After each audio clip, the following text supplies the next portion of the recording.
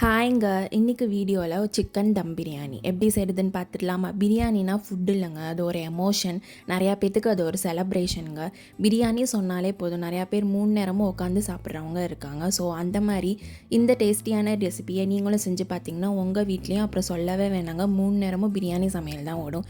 So அதுக்கு தேவையான பொருட்கள்: ஒரு 1/2 kg சிக்கன் எடுத்துக்கலாங்க, ஒரு 3 டேபிள் ஸ்பூன் கர்ட் எடுத்துக்கலாம், ஒரு ஸ்பூன் சில்லி பவுடர் எடுத்துக்கலாங்க, ஒரு ஸ்பூன் கருவேப்பிலை பொடி எடுத்துக்கலாம், ஒரு ஸ்பூன் தனியா பொடி எடுத்துக்கலாங்க, ஒரு ஸ்பூன் காஷ்மீரி மசாலா எடுத்துக்கலாம், அதுக்கப்புறம் ஒரு ஸ்பூன் கரம் மசாலா எடுத்துக்கலாங்க, அதுக்கப்புறம் தேவையான அளவு இஞ்சி பூண்டு விழுது, பெப்பர் மசாலா, பிரியாணி மசாலா, மஞ்சள் தூள் எடுத்துக்கலாங்க, தேவையான அளவு கொத்தமல்லி எடுத்துக்கலாம்.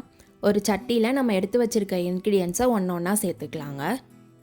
இப்போ மசாலாஸ் எல்லாம் சேர்த்து நம்ம மேரினேட் பண்ண போகிற இந்த சிக்கனை தனியாக ஒரு பாக்ஸில் எடுத்து வச்சு நீங்கள் 1 வீக் கூட ரீஃப்ரிஜரேட் பண்ணி நெக்ஸ்ட் வீக்கு கூட யூஸ் பண்ணிக்கலாங்க. ரொம்ப டேஸ்டியாக இருக்கும், அந்த மசாலாஸ் எல்லாம் நல்லா இறங்கியிருக்குங்க.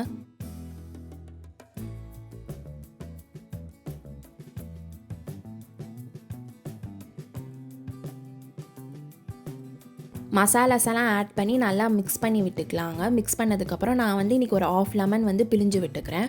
உங்களுக்கு ஃபுல் லெமன் வேணும், டேஸ்டியாக வேணும்னா நீங்கள் அதுக்கேற்ற மாதிரி 1 லெமன் கூட யூஸ் பண்ணிக்கலாங்க. ஸோ லெமனை நல்லா க்ரஷ் பண்ணி விட்டுக்கலாம். க்ரஷ் பண்ணிவிட்டு நம்ம க்ளீன் பண்ணி மஞ்சள் தூள் சேர்த்து வாஷ் பண்ணி வச்சுருக்க சிக்கனை சேர்த்துக்கலாங்க.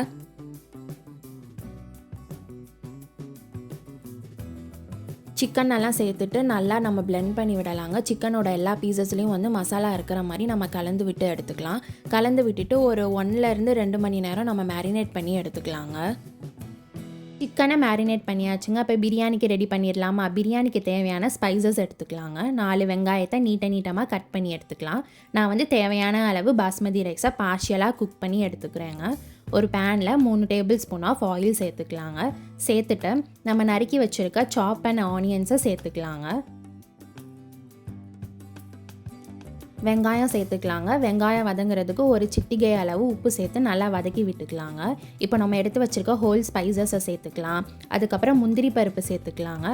அதுக்கப்புறம் தேவையான அளவு கீ சேர்த்துக்கலாம். நான் ஒரு 3 ஸ்பூன் கீ சேர்த்துக்கிறேங்க. சேர்த்துட்டு நல்லா அந்த வெங்காயம் ஒரு கோல்டன் ப்ரௌனிஷாக வர அளவுக்கு நம்ம சாட்டே பண்ணி எடுத்துக்கணுங்க. அப்போ தான் இந்த பிரியாணிக்கு நல்லாயிருக்கும் நம்ம லேயர் ஃபார்ம் பண்ணும் போது. சூப்பராக பிரியாணிக்கு ஆனியனை ரெடி பண்ணியாச்சுங்க. இப்போ நம்ம மேரினேட் பண்ணி வச்சுருக்க சிக்கனில் நம்ம சாட்டே பண்ணி வச்சுருக்க ஆனியன்ஸை சேர்த்துக்கலாங்க. ஆனியன்ஸை நல்லா ஸ்ப்ரெட் பண்ணி விட்டுட்டு ஒரு லேயர் மாதிரி ஃபார்ம் பண்ணிக்கலாங்க. ஃபார்ம் பண்ணிவிட்டு நம்ம ஏற்கனவே பார்ஷியலாக குக் பண்ணி வச்சுருக்க பாஸ்மதி ரைஸை சேர்த்துக்கலாம்.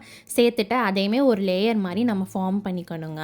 ஃபார்ம் பண்ணிவிட்டு உங்களுக்கு தேவையான அளவு கீ சேர்த்துக்கலாம். நான் இன்றைக்கி 4 ஸ்பூன் கீ சேர்த்துருக்கேங்க. சேர்த்துட்டு அலுமினியம் ஃபாயில் ரேப்பரால் நான் ரேப் பண்ணிக்கிறேன். இங்கே ஃப்ரான்ஸில் என்கிட்ட அந்த வெசல்ஸ் எல்லாம் இல்லை டம்ப் பண்ணுறதுக்கு. நீங்கள் இந்தியாவில் இருந்தீங்கன்னா கண்டிப்பாக டம்ப் பண்ணி ட்ரை பண்ணி பாருங்கள்.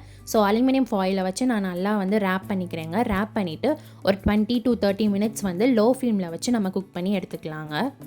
அவ்வளோதாங்க, பிரியாணி ரெடி ஆயிடுச்சு. ரைஸ் சூப்பராகவே குக் ஆகிருக்குங்க. பார்த்தாலே தெரியும் நல்லா உதிரியாக இருக்குது. இதை நீங்கள் அப்படியே லேயராக பரிமாறி சாப்பிட்டாலும் நல்லாயிருக்குங்க. இல்லை நல்லா மசாலாவோட மிக்ஸ் பண்ணி சாப்பிட்டாலும் செம்மதுள்ளாக இருக்கும்.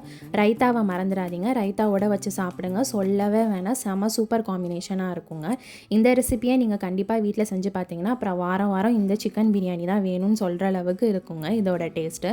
நம்ம நல்லா கீ எல்லாம் சேர்த்துருக்கனால அதோட அரோமா நம்மளால் சாப்பிடும் போது ஃபீல் பண்ண முடியுங்க. இந்த ரெசிபி உங்களுக்கு பிடிச்சிருந்துச்சுன்னா சோறு ரெடியா யூடியூப் சேனலை லைக், ஷேர், சப்ஸ்கிரைப் பண்ணி பெல் பட்டனை கிளிக் பண்ணிக்கோங்க. தேங்க்ஸ் ஃபார் வாட்சிங்.